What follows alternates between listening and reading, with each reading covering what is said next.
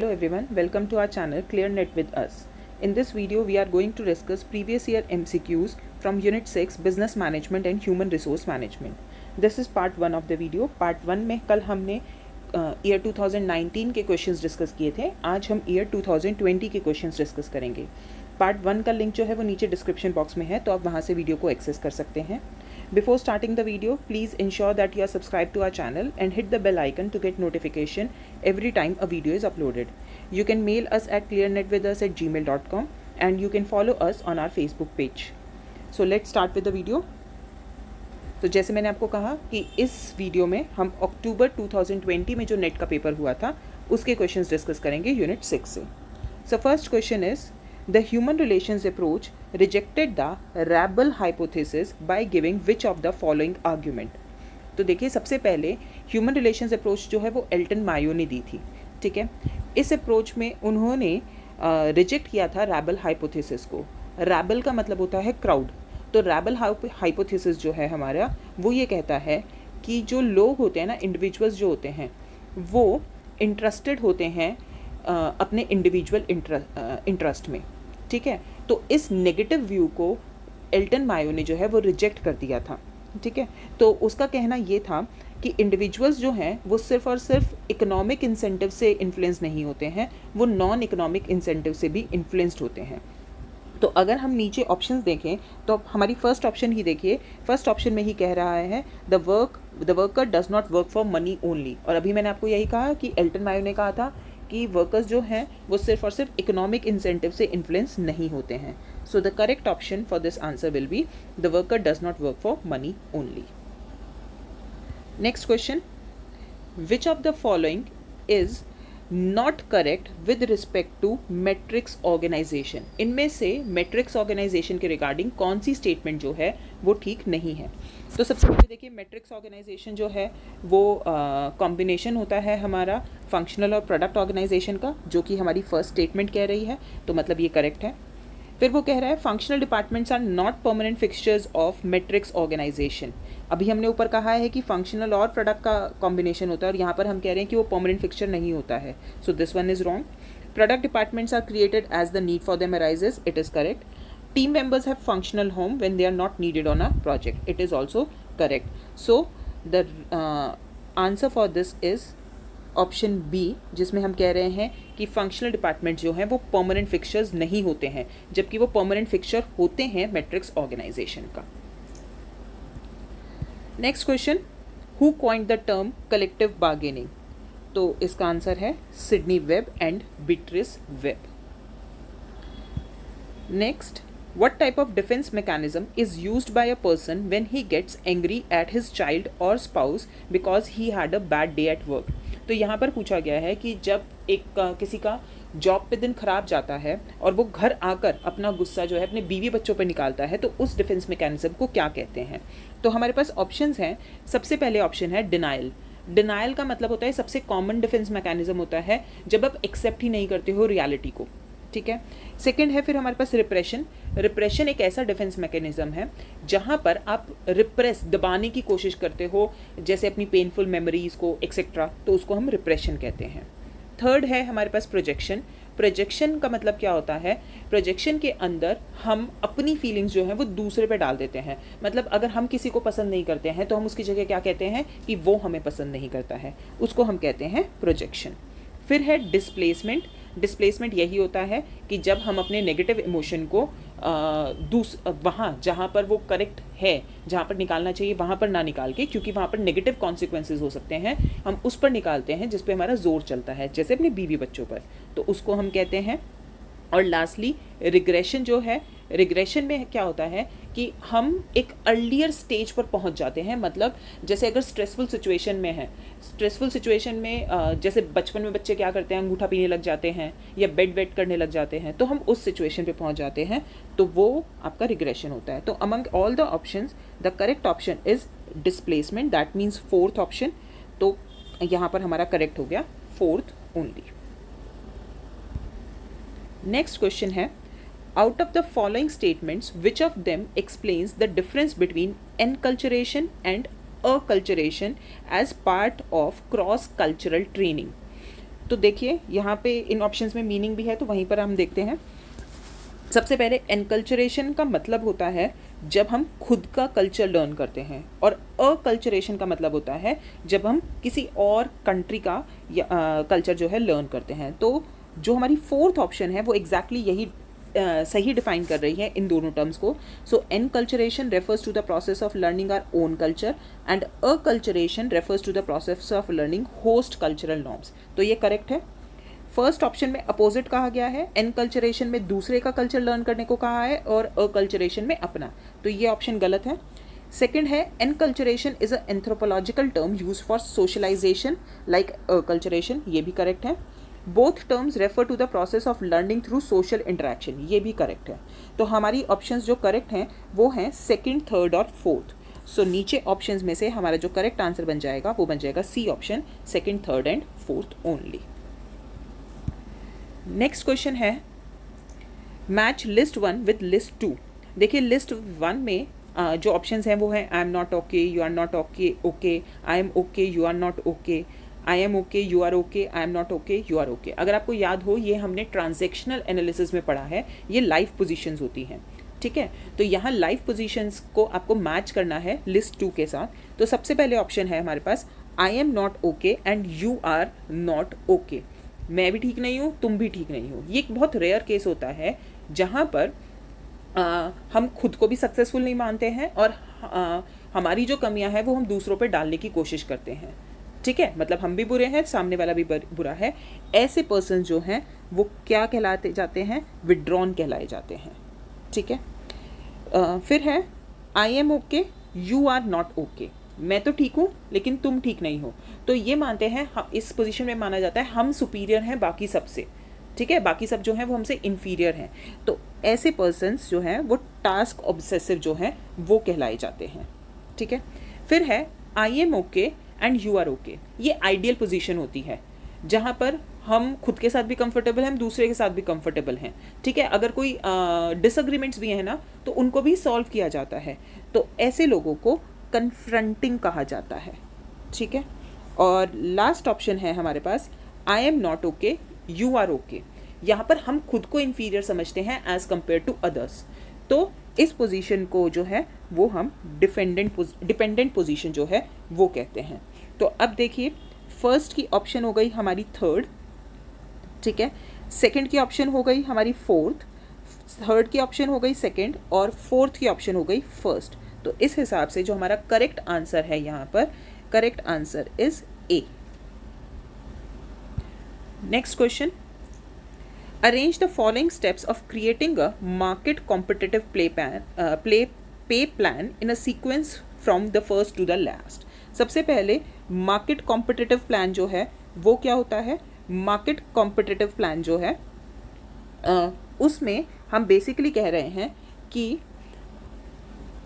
जो आजकल के टाइम पर सैलरी दी जाती है ना, वो सैलरी जो है वो किस बेसिस पर दी जानी चाहिए, क्योंकि कॉम्पिटिटिव ज़माना है तो सैलरीज भी कॉम्पिटिटिव होनी चाहिए। तो हमें यहाँ पर सीक्वेंस जो है वो इस्टेब्लिश करना है कि क्या सीक्वेंस होगा। तो सबसे पहले जो सीक्वेंस है उसमें सबसे पहले है choose benchmark jobs and select compensable factors. मतलब हमें बेंचमार्क जॉब्स जो है वो सेलेक्ट करनी चाहिए सबसे पहले, और उसमें जिन फैक्टर्स को आप कॉम्पनसेट करोगे वो चूज़ करने चाहिए। सेकेंड है define each compensable factor and determine its degree in each job.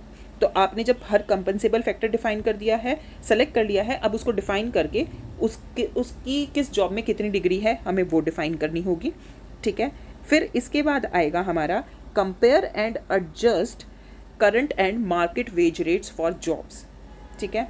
फिर इसके बाद आएगा डेवलप पे ग्रेड्स और लास्टली एस्टैब्लिश रेट चेंजेस। तो सबसे पहले है फर्स्ट, फिर सेकेंड, फिर फिफ्थ, फिर फोर्थ और फिर थर्ड। तो इस हिसाब से हमारा जो इसका आंसर है सेवेंथ का वो हो गया option number C. Next question is given below are two statements, one is labelled as assertion and the other is labelled as reasoning. Assertion में हर्जबर्ग की थ्योरी के बारे में बात की गई है कि हर्जबर्ग की थ्योरी जो है वो क्या कहती है, ठीक है। तो अब देखिए अकॉर्डिंग टू हर्जबर्ग, असर्शन क्या कह रहा है? अकॉर्डिंग टू हर्जबर्ग, प्रिवेंटिंग और reducing dissatisfaction at work is not the same as providing satisfaction. मतलब डिससेटिस्फैक्शन और सेटिस्फैक्शन सेम नहीं होते हैं, ऐसा हर्जबर्ग ने कहा था कि मतलब अगर आप रिड्यूस कर दोगे डिससेटिस्फैक्शन तो इसका मतलब ये नहीं है सेटिस्फैक्शन क्रिएट हो जाएगी। एक्चुअली यही कहा था हर्जबर्ग ने। अब रीजनिंग दी गई है, under the two factor theory job satisfaction and dissatisfaction are the two different aspects of work motivation. Actual में यही कहा था हर्जबर्ग ने। तो ये दोनों स्टेटमेंट्स ट्रू हैं और रीज़न जो है वो करेक्ट एक्सप्लेनेशन है ए की। So our correct option will be option number B, sorry option number A, sorry option number A, both A and R are true and R is the correct explanation of A. Next question, beliefs, attitudes, traditions and expectations which are shared by group members is called। अब क्या क्या options हैं? Group norms, वैसे तो actually the answer is group norms only, ठीक है, लेकिन group norms तो मीनिंग से पता चल रहा है जहाँ पर आप क्या शेयर कर रहे हो, बिलीव्स, एटीट्यूड, ट्रेडिशंस और एक्सपेक्टेशंस। बाकी टर्म्स भी देख लेते हैं एक बारी। ग्रुप कम्युनिकेशन का मतलब होता है exchange of information between the members of the group, ठीक है। ग्रुप कोहेसिवनेस का मतलब होता है कि आप कितने अटैच्ड हो between the members of the group, और ग्रुप स्ट्रक्चर का मतलब होता है जहाँ पर रोल स्टेटस जो है वो स्पेसिफाई किया जाता है between the members of the group. तो the correct answer is group norms. Next question is which of the following method of training is not a part of the job training method. मतलब इसमें आपको बताना है on the job training method जो हैं वो कौन से हैं। इन चार में मतलब 3 ऑफ द जॉब है और एक जो है वो ऑन द जॉब है। तो ऑप्शंस है हमारे पास sensitivity training, transitional analysis, apprenticeship, conference method. तो इन सब में अप्रेंटिसशिप जो है वो on the job training method होता है, बाकी तीनों जो हैं वो off the job training methods होते हैं। Next question, who coined the term metaphor invisible hand in the theory of moral sentiments. तो सबसे पहली बात है, ये जो थ्योरी थी ये थ्योरी एडम स्मिथ ने दी थी, ठीक है। मतलब क्वेश्चन में यही पूछा गया है बस आपसे, किसने दी थी? Adam Smith. लेकिन मैं थोड़ा बता देती हूँ, इनविजिबल हैंड एक मेटाफर की तरह यूज़ किया था एडम स्मिथ ने, जिसमें उसने कहा था कि अनसीन जो फोर्सेस होती हैं ना वो हमें मूव करती हैं towards the free market economy. मतलब उसने सपोर्ट किया था लेजर-फेयर इकोनॉमी को और कहा था कि अगर सभी लोग इंडिविजुअल सेल्फ इंटरेस्ट और सबके पास अगर फ्रीडम हो प्रोडक्शन और कंजम्पशन की तो वो सोसाइटी के बेस्ट इंटरेस्ट में होगा, ठीक है। मतलब जो मार्केट फोर्सेस होती हैं जिसके बेसिस पर प्राइसेस डिटरमाइन किए जाते हैं वो सब जो है वो होगा। तो ये कहा था एडम स्मिथ ने। नेक्स्ट क्वेश्चन है, organizational socialization is one very important aspect of orientation, the introduction of new employee to the enterprise। तो देखिए सबसे पहले ओरिएंटेशन का मतलब तो यहाँ पर बता दिया उसने साथ ही साथ, that is the introduction of new employ to the enterprise. Organisational socialisation तो एक बहुत इम्पॉर्टेंट प्रोसेस होता है जहाँ पर जो लोग हैं वो लर्न करते हैं कि किस तरह से एडजस्ट करना है ऑर्गेनाइजेशन में आकर। मतलब उनकी knowledge, skills, attitudes, expectations, behaviours जो उनको ज़रूरत होती है जिसकी अपने नए रोल में, नई जॉब में सेटल होने के लिए, ठीक है। तो अब इसमें से पूछा गया है which of the following is or are not designed for the socialization of new managers. मतलब इसमें से कौन सा जो है वो सोशलाइजेशन के लिए ज़रूरी नहीं है। सबसे पहले है acquisition of work skills and ability, ये ज़रूरी है। क्यों? क्योंकि हमारा पर्पज़ ये है कि आप जब नई जॉब में आ रहे हो तो आप वो स्किल्स, वो एबिलिटी एक्वायर कर लो। Adoption of appropriate role behaviour, जो भी आपकी जॉब है उसके हिसाब से आपका अप्रोप्रिएट रोल बिहेवियर होना चाहिए। Adjustment to the norm and values of the work group, ये भी बिल्कुल ठीक है। Lastly filling a vacant position, ये रॉन्ग है। तो हमारे पास करेक्ट ऑप्शन है फर्स्ट, सेकेंड एंड थर्ड, और गलत जो है वो है fourth, filling a vacant position. और यही पूछा गया कि कौन सी गलत है। So the correct option will be fourth only, that is filling a vacant position. Next is span of management is determined by. सबसे पहले स्पैन ऑफ मैनेजमेंट क्या होता है? स्पैन ऑफ मैनेजमेंट या स्पैन ऑफ कंट्रोल, एक superior के अंदर कितने एफिशिएंटली कितने नंबर ऑफ सबऑर्डिनेट्स होने चाहिए वो हम स्पैन ऑफ मैनेजमेंट में बताते हैं।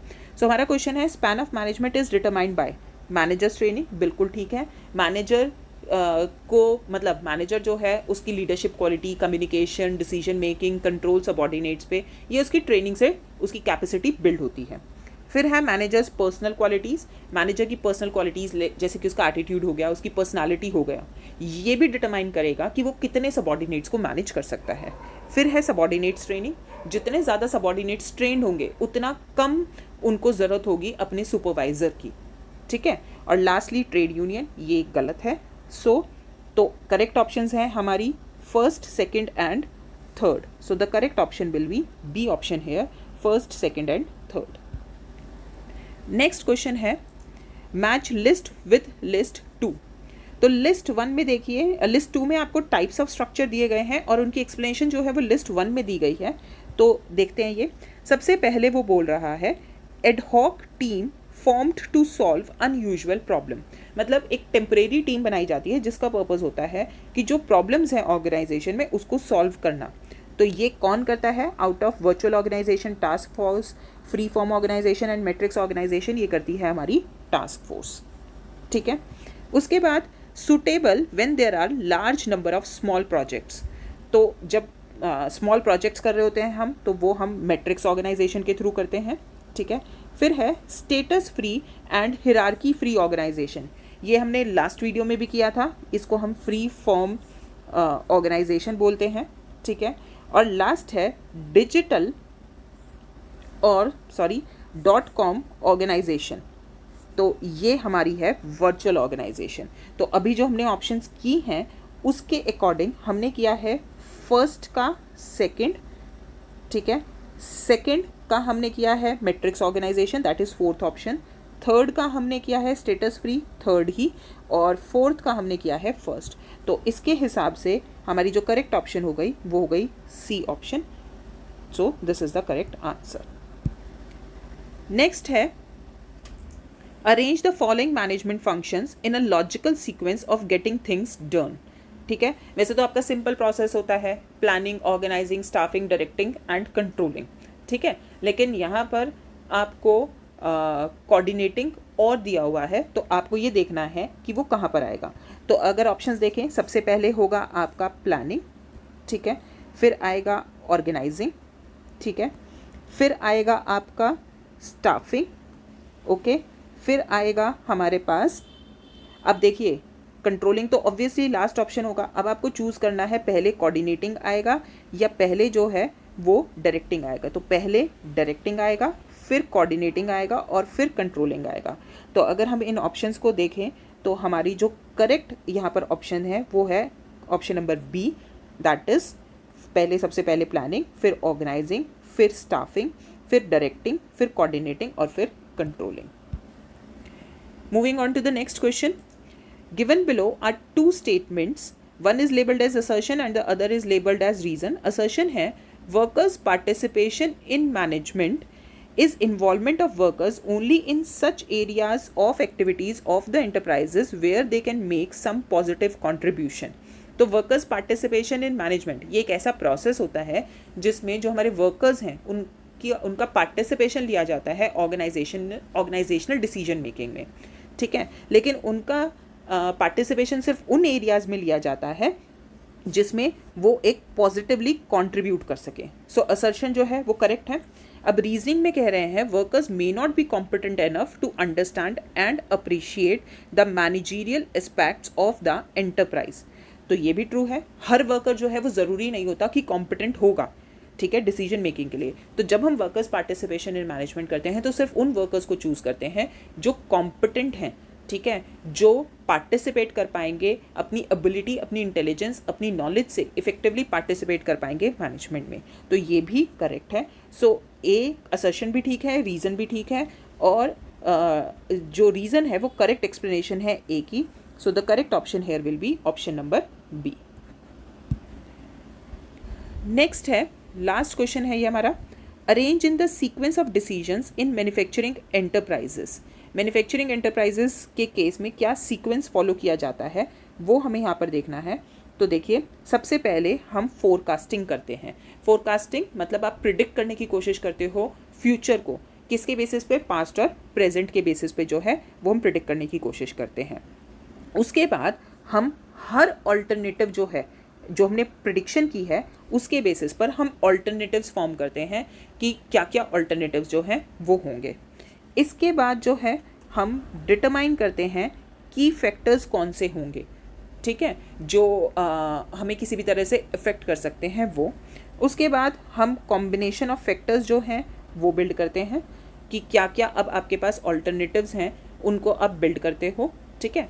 और मतलब एक तरह से यहाँ पर हम क्या कर रहे हैं कि कम से कम इनपुट में आप ज़्यादा से ज़्यादा आउटपुट प्रोड्यूस कर पाओ। और लास्टली इस बेसिस पर हम बजट बनाते हैं। तो आपकी ऑप्शन हो गई सबसे पहले फर्स्ट, फिर थर्ड, फिर सेकेंड, फिर फिफ्थ और फिर fourth. Based on this the correct option will be option number D. तो ये थे हमारे क्वेश्चंस फ्रॉम 2020 पेपर। आपको होप आपको सभी क्वेश्चंस क्लियर हो गए होंगे। अगर आपकी कोई भी क्वेरी है तो वो आप नीचे कमेंट बॉक्स में लिखकर हमको बता सकते हैं। अगर आपने अभी तक हमारे चैनल को सब्सक्राइब नहीं किया है तो प्लीज़ सब्सक्राइब कर लीजिए। आपसे जल्दी मिलेंगे पार्ट 3 के साथ, जिसमें हम 2021 में जो एग्ज़ाम हुआ था UGC नेट का, उसके यूनिट 6 के क्वेश्चंस जो हैं वो डिस्कस करेंगे। Till than happy learning, thank you.